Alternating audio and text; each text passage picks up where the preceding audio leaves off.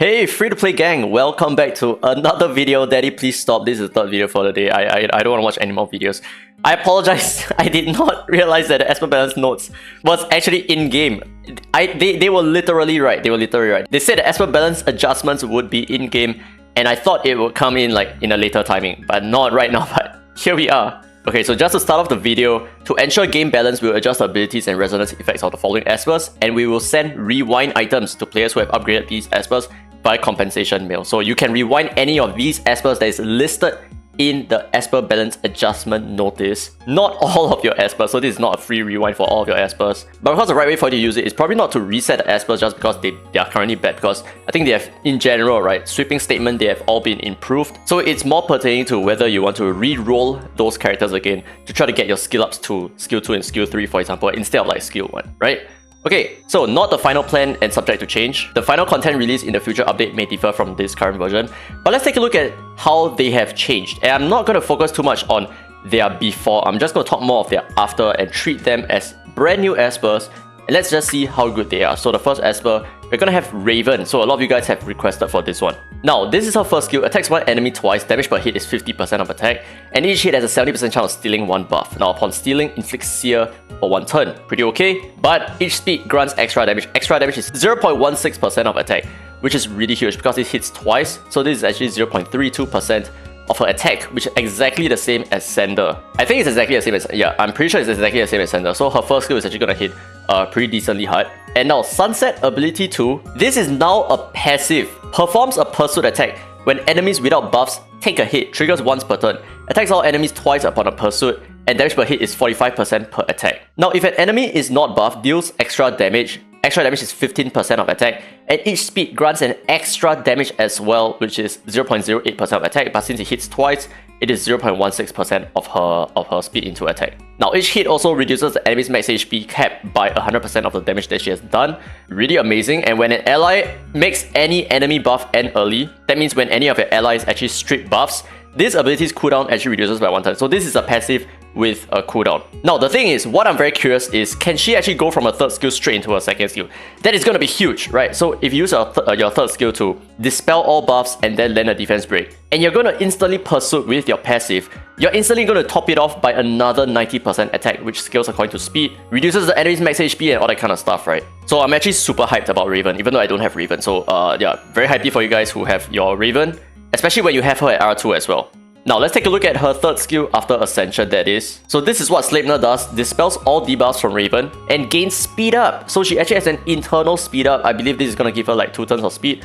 You can enjoy the effects of your speed up through your third skill, through your free second skill, and from your first skill as well. Very nice. Now dispels all of the enemy's buffs, cannot be resisted if the target is slower than Raven, and then attacks all enemies. The damage is 120% of attack, and each speed grants wait, 120%? Actually, that's quite a lot, isn't it? Okay, maybe this is at max skill ups. Now each speed grants extra damage, which is 0.16% attack. So she's now a speed-based damage dealing Esper with the ability to strip buffs, land defense breaks, all that kind of good stuff. Very nice, especially since she is a Shimmer type Esper. Now, as for her Resonance 2, the new effect on her third skill resets the cooldown for Sunset. So using her third skill, you will instantly reduce the cooldown of your second skill, which this is why I think that she can instantly go into her second skill, which is very, very powerful. Now R6, new effect. On your third skill, the action of inflicting defense down is taken before damaging enemies and cannot be resisted when the enemies are slower. That's about it. So you will always land defense breaks on Raven right now, I think, right? So judging by the way that they have worded Sleipnir, I do believe that inflicts defense down is a 100% proc chance, which means at R6, you're always going to guarantee a defense break. Insane, freaking crazy. Especially, like I said, she is a Shimmer type Esper. Cannot miss. Now, next Esper, we have Tevor here. So, speed adjustment from 97 to 104. Very nice. And more speed on his 4th Ascension as well, which is also very nice. He only has 2 changes. One is his second skill, one is his third skill. So, Nico Analysis, his passive, also his ability 2. Now, this is his new Nico Analysis. Analyzes enemies at the start of Tevor's turn, marking the targets with the highest attack, highest defense, and highest max HP separately. So he has 3 different targets right now. And this happens at the start of every single one of his turns, not at the start of combat. So this is going to reapply whenever like one of these enemies are dead, right? So when the enemy the highest attack is dead, another enemy will now be the highest attack target. And if that enemy is also the highest max HP target, then that enemy would be targeted twice, I think. So Tevor's attack ignores damage mitigation effects, deals damage to all enemies when killing the target with the highest attack. And the damage is 150% of overkill damage, so only when you overkill the enemy with the highest attack, then you will do AoE damage. And ignores 60% of defense when attacking a target with the highest defense. So yeah, like I said, if the enemy has the highest defense and the highest attack at the same time, boom! The enemy is just gonna explode, right?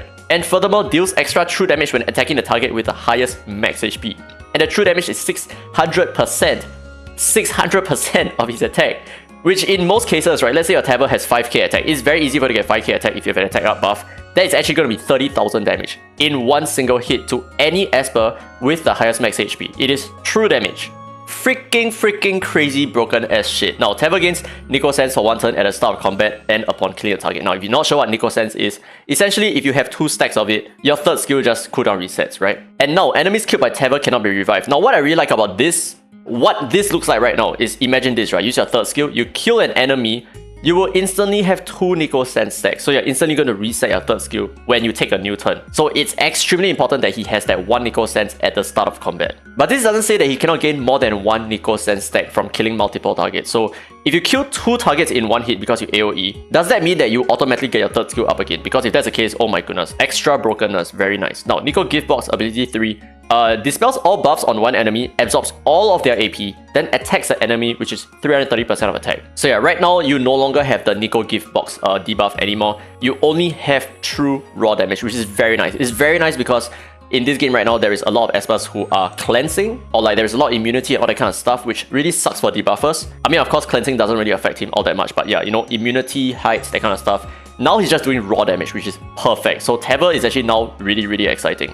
And now his R2, new effect, Nico Analysis, which is his second skill. Tevor's attacks always land a critical hit, very similar to Mateo. So right now you don't need to build him with any crit rate at all, you just need to build him with a lot of attack power and some crit damage, so that he's always going to crit. But for the most part, he is going to deal a shit ton of damage, very nice. Now Resonance 6, Uncovered Truth, which I think is his first skill. Now when a marked enemy takes a hit, Tevor performs a pursuit attack with this ability, triggers once per turn. So now my question is, does this also count for his own attack, right? So if you attack that enemy, are you going to always pursuit with your first skill? That is insane. That is actually really strong. Quick edit to the video, this makes me feel like his pursuit would actually double his true damage onto enemies with like the highest max HP, which means if he can deal 30,000 true damage on one hit, he's gonna pursuit and deal 60,000 true damage in one hit. What? Am I reading too much into this? What the heck? Now, third Esper, we have Tiye here. Finally, dude, finally, attacks one enemy, damage is 120% attack, absorbs 20% of enemy's AP. There's no more 80% chance bullshit, right? Starstruck ability 2, attacks all enemies, damage is 85% attack, inflicts stun for 1 turn without any of those stupid percentage chances anymore, and speed down for 2 turns. Huge! Freaking huge! Stun and speed down on your second skill, AoE. This is very strong. Now, if an enemy is slower than Tiye, absorbs 10% of their AP as well. Fantastic! Fantastic! We are going to start seeing like very speedy TS in PvP and all that, and she's going to be so freaking strong, dude. Now, third skill, if the AP of the non-boss enemy with the highest AP percentage is above that of the ally with the lowest AP percentage, essentially what this means is if the enemy's AP is higher than your ally's lowest AP, then swaps their AP. Holy freaking shit, you swap their AP that way. This completely decimates a lot of speed cleave comps. So if you're able to outspeed them, you swap the AP of their Unas with the AP of like your Embla, for example. Holy shit. Wow. Amazing. Then attacks all enemies, damage is 105% attack, dispels one buff from each enemy. I mean, so many different layers here. Absorbs 30% of the AP and shares it equally among allies. So this is still the same, except that right now, you also dispel one buff, which is very broken in my opinion. Now, Resonance 2, Nightbringer, this is her first skill by the way. Upon successfully absorbing AP, grants all allies AP plus 10%. This is so good. Now her first skill is actually very powerful. And next we have Resonance 6, Devouring Void, which is the third skill, absorbing AP change to inflicting AP minus 30% to targets and granting 30% AP to allies. This is a very good change. This is a very good change, and the reason for that is because right now, even if you get resisted, it doesn't matter because you're still pushing 30% AP to your allies. So you're not going to be gaining more than 30% AP, yes, but at the same time, she is actually much better than Unas in this sense because not only are you giving 30% AP to your allies, you're also reducing 30% AP to the enemies, which is like, wow. She has actually surpassed Unas in this regard. Insane stuff. I actually really like Tiye right now. I'm probably gonna My Tiye is already max skilled, but now I'm definitely going to keep her max skilled. And next up, we have the Fatum Sisters. Ability 3, attacks all enemies 2 times. Damage per hit is 60% of attack. It only attacks twice, by the way, not 3 times, okay? So it's not going to be the Trio of Destiny, it's the Duo of Destiny. Each hit reduces all enemies' AP by 20% and has a 50% chance of inflicting miss rate up for 2 turns. And if an enemy's speed is lower than the Fatum Sisters, further reduces the AP by 20% per hit. Isn't it the same? Oh, they just reduce the cooldown of this skill. What the heck? Okay, grants all allies defense up for 3 turns, reduce cooldown. Okay, fine. Now her R2 effect, Sparkling Stage. I can't really recall what skill this is. Maybe it's a second skill. Max cooldown plus 2 turns, but can select a fallen ally. Wait, what? If the ally has fallen, revive and heal them, healing 1% of their max HP. If the allies survive, the ability cooldown of Sparkling Stage minus 2. Oh wow, she can actually revive an ally right now. So the thing is, she's not going to work the same as Abigail. You're going to revive the ally with 1% of their max HP. They are going to gain invincibility and speed up. That's what her second skill does. So the ally that you revived will be invincible for 1 turn. They're not going to gain 100% AP just yet, but they will still take a turn eventually unless they get dispelled, right? But yeah, nice change. I think this is a pretty nice change. I think for the Fatum Sisters, it's a pretty decent change in my opinion. But I mean, of course, this is just her R2. It's not inbuilt into her second skill. And now, R6, Sparkling Stage, which is her second skill again. For some reason, that is like the main thing for them. The target for dispelling debuffs is changed to all allies. So instead of one single ally that gets the debuff removed from the second skill, which is also the Esper that you're going to revive, which doesn't really make a lot of sense anyway, now you're cleansing your entire team instead. So yeah, very, very nice. And now, new Esper to be balanced, we have Elliot here. I have not actually read this part yet. Please be the buff that I want. Now, Pure Enlightenment, ability 3. Attacks 2 enemies. 2 enemies. So I guess one of them is going to be fixed, another one is going to be random. Damage is 20% of attack plus 30% max HP. Dispels all buffs from them. Extends all their ability cooldowns to the max number of turns. And inflicts taunt. Holy shit, you just increase it from 1 to 2 enemies. That's insane. Gains crit resist for 2 turns. Okay, so it's exactly the same, isn't it? And when attacked, ability cooldowns minus 1 turn. Okay, so wow. The buff that they decided to throw onto Elliot is just simply, okay, we are not going to reset 1 Esper. Now you're going to reset 2 Espers. What? That's not the buff that we requested, and it's completely bonkers. And R2 new effect, Sharp Stratagem, which I think is a second skill. Each hit extends all ability cooldowns of the target by 1 turn. Wow. 3 hits, by the way. So this is... Wow, Elliot OP. And now R6 new effect, Pure Enlightenment. This ability won't miss and... That's what I'm talking about, man. Holy shit, R6 Elliot, let's go. Now moving on to the epic Esper, starting with Bonnie here. Resonance 6, new effect, Misfortune. Each hit extends all ability cooldowns of the target by 1 turn. I'm not super sure what to make of this. I thought the problem with this is she extends cooldowns before removing buffs. I think that was the problem, right? So if that's the case, this does not necessarily fix Bonnie, I think. And now Luo Yan, Life Ability 2, grants 1 ally recovery for 2 turns and standoff for 1 turn. Oh, wait, what?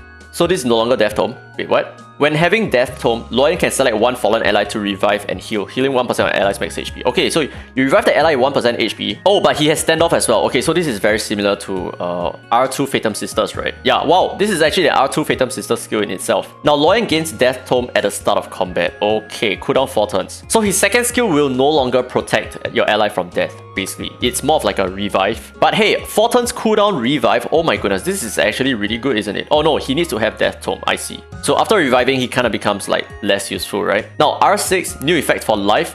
If without Death Tome, when an ally falls, Luo Yan gains Death Tome. Triggers once per... okay. So this answers my question. So he's still able to regain Death Tome whenever any of your allies falls. But of course, this means that if 2 of your allies dies, then he only have 1 Death Tome. So you will no longer be able to revive that many Espers anymore. Now, Aurelius, exciting stuff. His second skill, attacks 1 enemy twice, damage per hit is 100% of attack. If the enemy is afflicted with freeze or speed down, the second hit removes freeze and deals extra damage. The extra damage 30% attack, ignores defense. What changed? Oh, right now if the enemy is afflicted with speed, then you don't actually remove anything. Okay, I see. It's still kind of cringe. Now, his third skill, attacks all enemies twice, damage per hit is 50% attack. The first hit inflicts freeze for 1 turn and speed down for... Okay, this is not bad. This is like... I mean, I guess this is Long Mian, right? The second hit deals extra damage to enemies afflicted with freeze or speed down, and the extra damage is 50% of his attack. I guess this is fine. I mean, there's an extra speed down, but yeah. Resonance 6, Ice Break Fury, which is his second skill. The second hit deals extra damage without any conditions and no longer remove freeze from the target. Okay.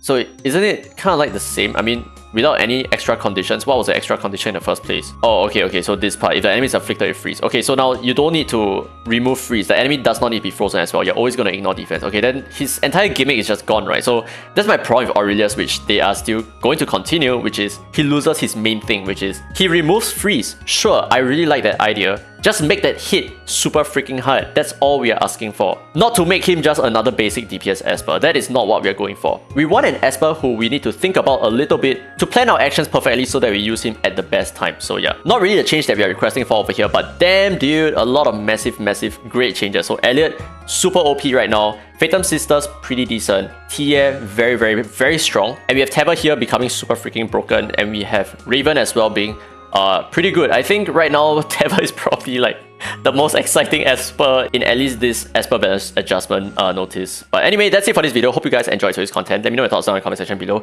If you enjoyed today's video, don't forget to leave a thumbs up. It really helps the channel, and subscribe for more Dislyte content. Now with that said, this has been Derry Free to Play, and as always, I will see you in the next video.